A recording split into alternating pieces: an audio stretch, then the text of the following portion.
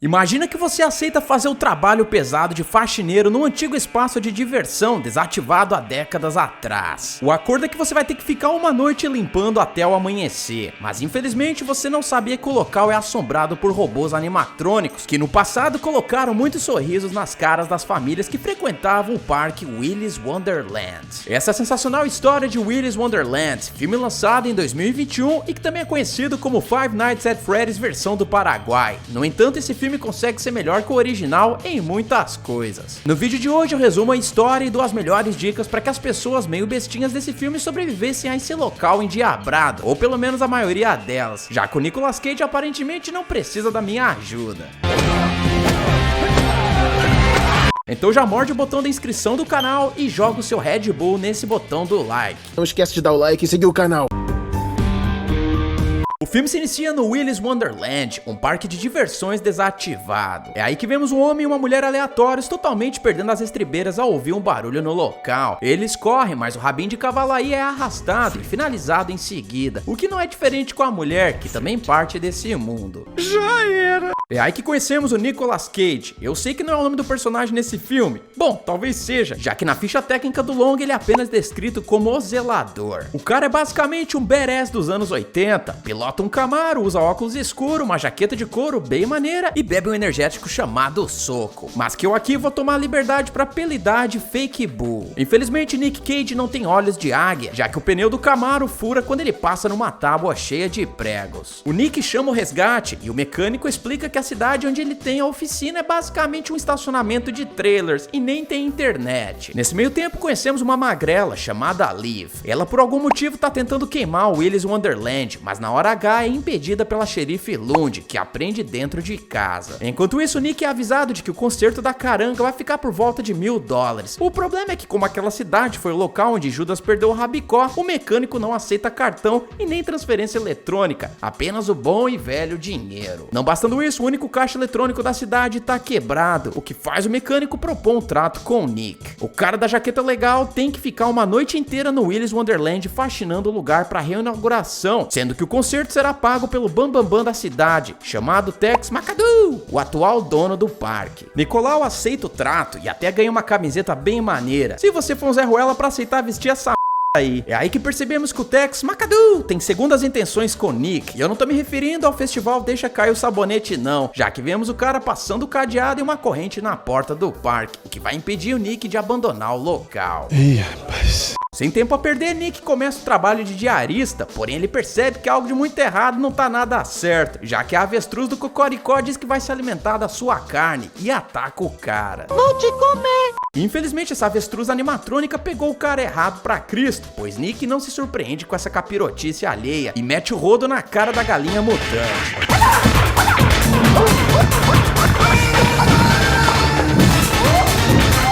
Depois de destruir o robô, Nick simplesmente continua com seu trabalho, colocando os restos da avestruz abatida num saco preto. Ok, Nick já entendeu que os animatrônicos ganharam vida, correto? O zelador temporário tem produtos inflamáveis na despensa, e a cozinha do local provavelmente tem um isqueiro ou fósforos para serem utilizados. Sendo assim, não seria mais simples ele ter precavido a situação e colocado fogo no Cid e companhia aí? Controlando a área do incineramento, Nick evitaria que o fogo se espalhasse pelo local e o incluísse no churrasco do dia, mas não. Ele é paciente e espera o próximo danado o atacar. Enquanto isso não acontece, vemos o zelador casca-grossa recarregando as energias com o Fake Bull, que deve ter aquele gosto maravilhoso de tubaína clandestina com fundinho de câncer industrializado. Que nojo.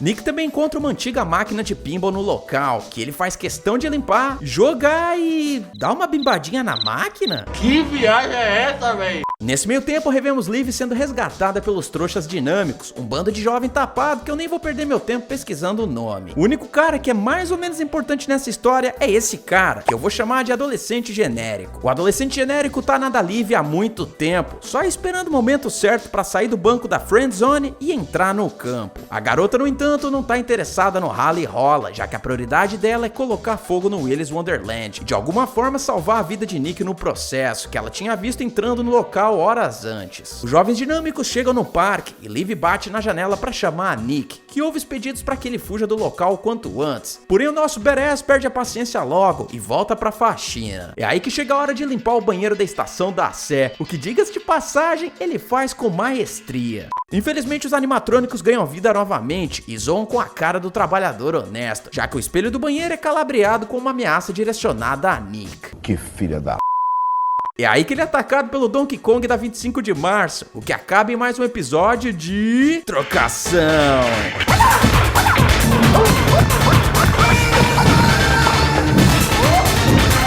O macaco do mal nem dá pro cheiro e é desmandibulado por Nick sem muito esforço. Enquanto isso, os jovens dinâmicos decidem o que fazer, e é aí que Liv se voluntaria pra resgatar a Nick. Mas cara, por que raios eles não levaram armas pra se defender dessas criaturas do mal? Eles moram no meio do nada, eu entendi essa parte, mas pelo menos devem ter acesso a machados, martelos, chaves de roda e inclusive ao arsenal de armas da xerife, já que Liv morava na casa da mulher e tinha toda a chance do mundo pra conseguir passar a mão nas chaves da delegacia. Esquece isso, porque a garota pela saco, entra no parque pela tubulação só pra se ver perseguida pela Cuca, que quase a pega de jeito. Cuidado com a Cuca, que a Cuca te pega e pega daqui e pega de lá.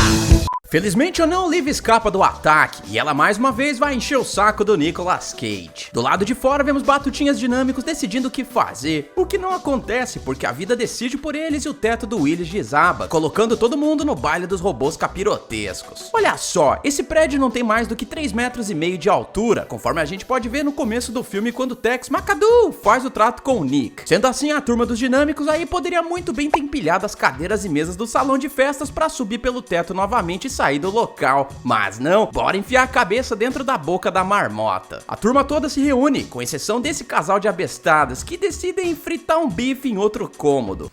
O quê?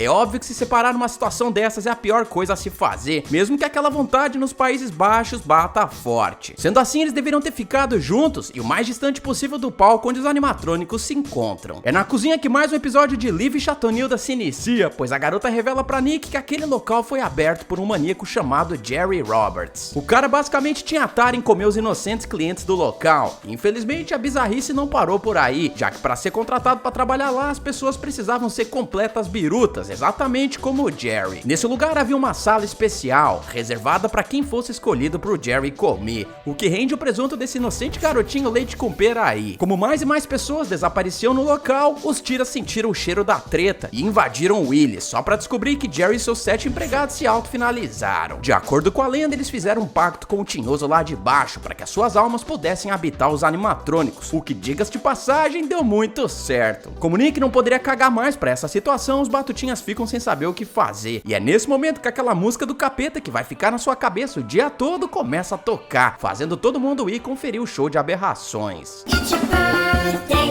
and we want you to have fun. It's your birthday, so let's party everyone. It's your birthday and we want you to have fun.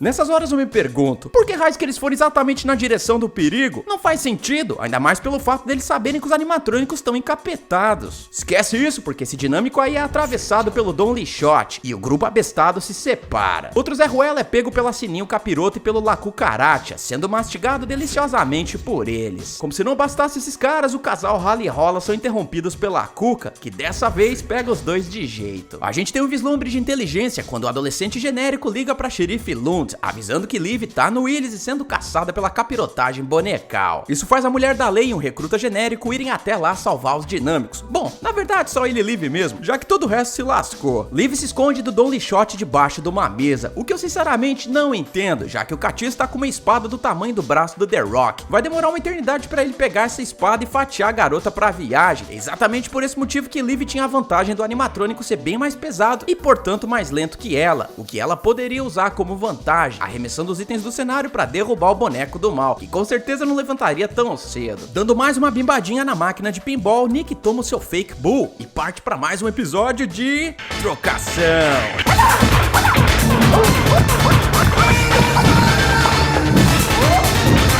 Nick e Liv vão atrás do casal fritação, mas acabam encontrando a Cuca, que o nosso herói não perde tempo em abrir a boca do jacaré do mal. Enquanto isso, vemos a cara de coxinha tentando fazer o adolescente genérico sair do esconderijo, dizendo que ela é do bem e que tá sendo forçada a fazer as maldades pelo Cid e companhia. Como é que é?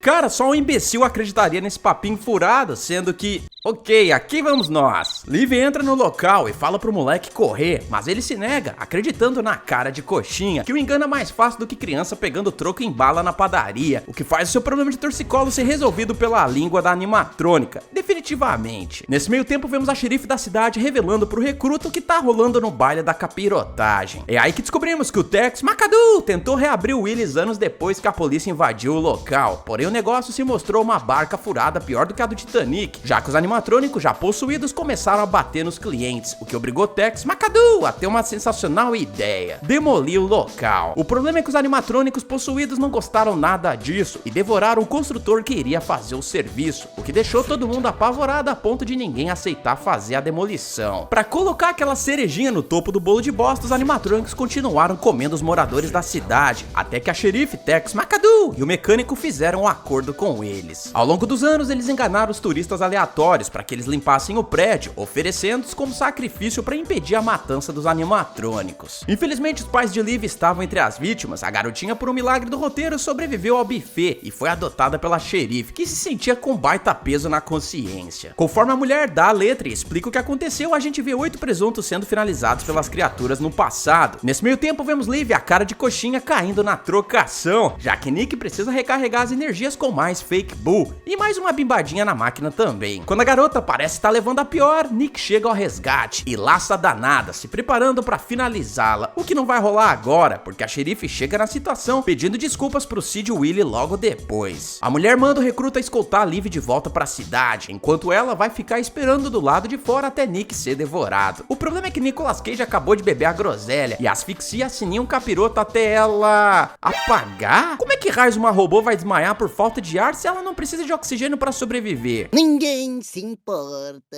Dane-se, porque a cara de coxinha tá mais pra lá do que eu depois de uma ressaca de vodka Natasha, e Nick torce as engrenagens dela facilmente. No meio do caminho de volta pra cidade, Liv tenta convencer o policial de que precisam voltar pra ajudar a Nick, o que ele, depois de muita encheção de saco, aceita fazer. O problema é que o La Cucaracha tava de tocaia no carro da polícia e rende o policial, que deve ter uma uva passa no lugar do cérebro, porque ele é puxado pra fora do veículo e nessa hora teve todo o tempo do mundo pra pegar a pistola na sua cintura, dessa forma metendo bala no danado depois. Por ele prefere nos agraciar com o seu presunto pra contagem. Que são os caras perturbados de verdade, né? É aí que Liv pega a 12 no banco de trás e usa a parada pra sentar o ferro na boneca, o nocauteando. Nesse balai de robô e capirotagem, vemos Nick terminando de limpar o local e tirando o lixo pra fora, já que a porta tinha sido arrombada pela polícia minutos antes. Nesse momento ele poderia simplesmente ter fechado o Willis e ter esperado na rua até que o seu Camaro chegasse, já que a parte dele no acordo tinha sido cumprida, mas Nick é fiel à sua palavra e não vai deixar o estabelecimento até o raiar do dia, o que chama a atenção da policial, que realmente achava que ele seria finalizado antes disso. Sério mesmo, cara? Você é muito foda!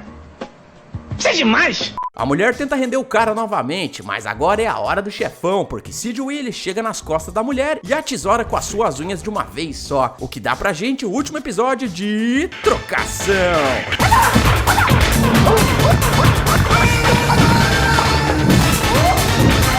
Infelizmente, Nick leva a pior no primeiro round. Muito machucado, ele vai até a cozinha e vê mais algumas latas de fake bull. Nessa hora, ele poderia ter tomado todas elas de uma vez, o que com certeza iria transformar o danado no Capitão Pátria. Mas não, ele recarrega a bateria com apenas uma lata e parte pro round 2, dessa forma detonando Sid Willie em grande estilo.